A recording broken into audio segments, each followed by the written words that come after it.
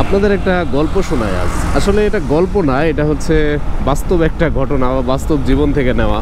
একদিন হঠাৎ মানে অনেক বৃষ্টি হচ্ছে রাতে, আমি রাস্তা দিয়ে ফিরছি, রাস্তার পাশে দেখছি একজন বৃদ্ধ লোক চায়ের দোকানি মানে দোকানদার করতেছে, উনি হচ্ছে চা বিক্রি করতেছে। ওই সময় কিন্তু কোনো কাস্টমার নাই, কিন্তু তার সামনে একটা ছোট বাচ্চা দাঁড়িয়ে আছে, কিন্তু সেই স্কুল ড্রেস পরা, মানে সেই স্কুল থেকে হয়তো বা ফিরছে, ফেরার পরে সে বৃষ্টির জন্য আর বাসায় যেতে পারে না।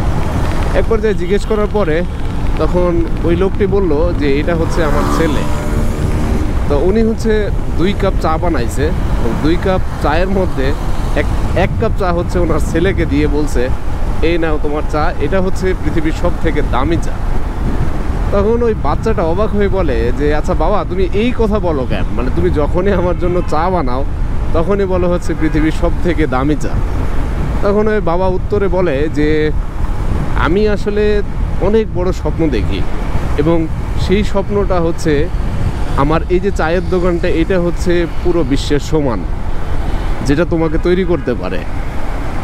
তো এই কথাটা শোনার পরে আসলে ভিতর থেকে কেমন যেন একটা নাড়া দিয়ে উঠলো এবং ভালো লাগা কাজ করলো।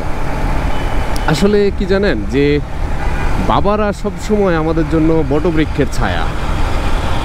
বাবা যার নাই দুনিয়াতে সেই আসলে বুঝে যে বাবা আসলে কি জিনিস। কিন্তু অনেকেই আমাদের যাদের আছে তারা আমাদের থাকতেও আমরা কিন্তু ওইভাবে ফিল করতে পারি না বা মূল্যায়ন করতে পারি না। বাবা মায়ের আসলে কোনো স্বার্থ হয় না, তারা সব সময় একটা জিনিসই চাই যে আমার সন্তানটা ভালো থাকুক।